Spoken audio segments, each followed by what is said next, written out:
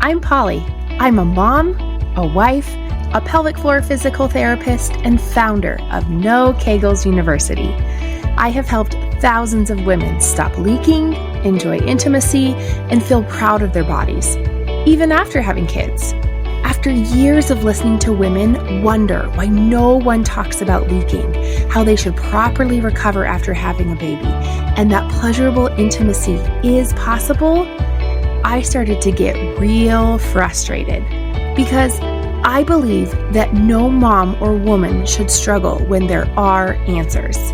It became my mission to shed light on the lack of postpartum care and the lack of discussion on issues that relate to women and their health, even if they can be uncomfortable sometimes. It also became my mission to change the conversation on women's health, the pelvic floor, and more. Here we go. Episode 16, Why Maintenance for Your Pelvic Floor Matters. Years and years ago, and I'm sure that you can relate to this story, but years and years ago, one of my best friends and I said we were going to get in the best shape we could for her wedding. Now, of course, she was the bride. I was just a friend showing up, and I wanted to look really good in this dress that I was planning on buying. And her and I worked out together all the time, which is why we felt like we could be really great encouragers for each other. And we were outstanding. We followed macros. We worked out and lifted weights 5 to 6 days a week.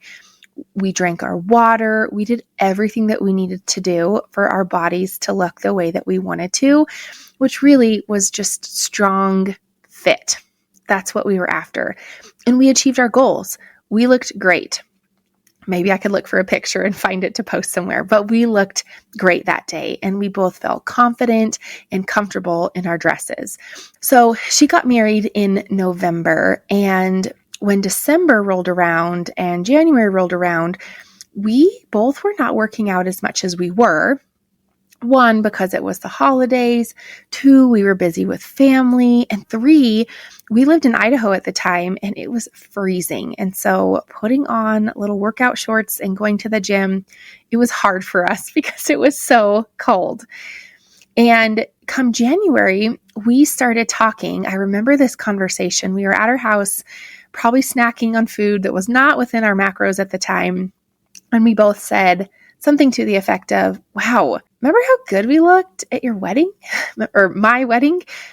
And I thought, yeah, but I mean, to be fair, we didn't maintain it. So I'm sure you're probably thinking of a time where you put in a lot of effort and you had this goal to run a marathon or to really get in great physique for a family vacation, for a swimsuit or what have you. And while I'm not here to say what your goals should or shouldn't be, I think most of us have had a goal of that kind at some point. And I know that you know that if I told you the story and I said, well, why our bodies didn't look like they did at the wedding, 2 months later, and you would probably say, without even needing to have any source of knowledge on this topic, is, well, were you doing the same things you were doing to get there? And of course, the answer is no. And interestingly enough, I had this same conversation with a potential client of mine.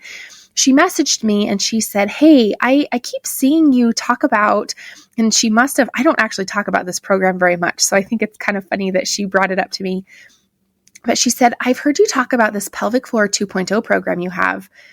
I'm super confused why you're talking about it. Like, why would I even need it? I already did what I needed to do to stop leaking with my physical therapist. So why would I need that? Why are you even talking about it?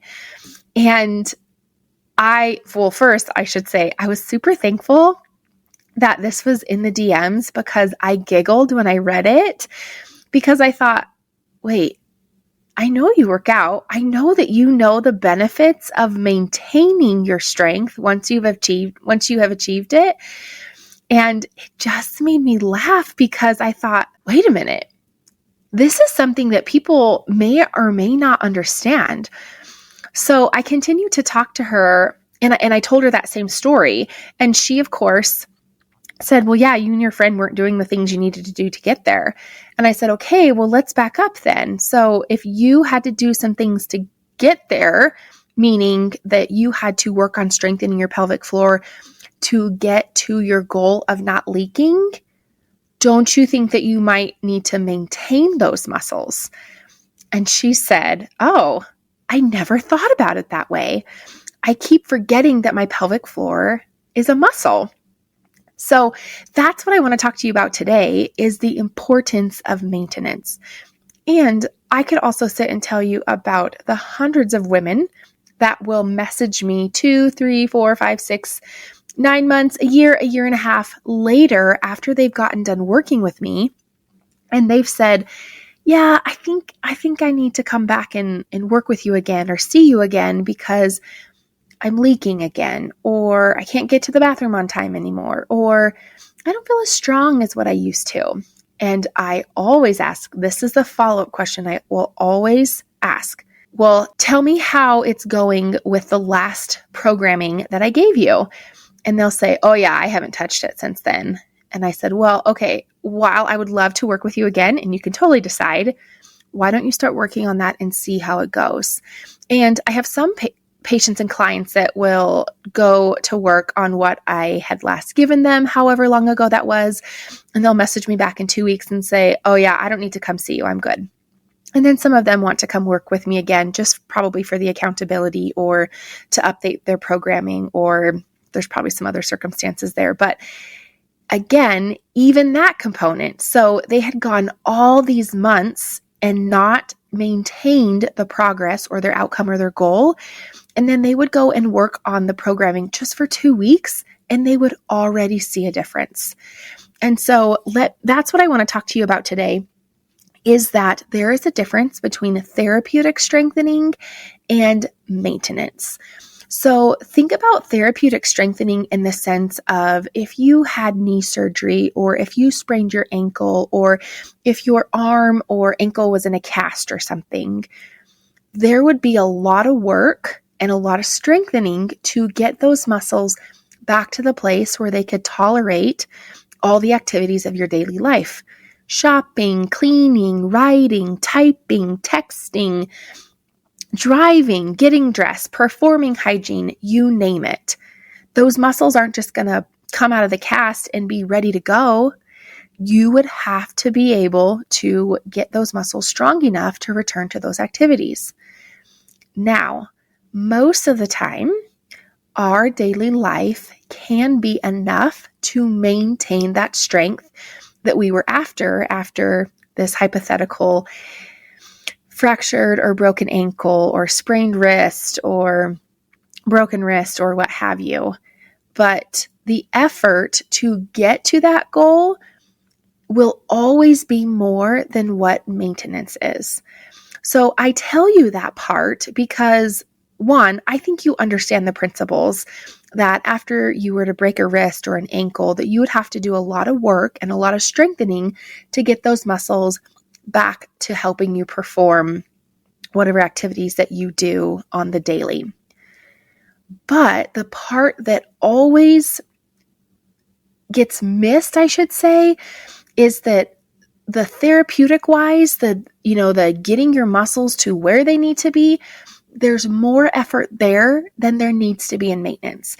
And I think for some, if they understood this principle, they could see, okay, well, I could easily put the work in for the time that I need to, and then I get to back off, and then maintenance is easy.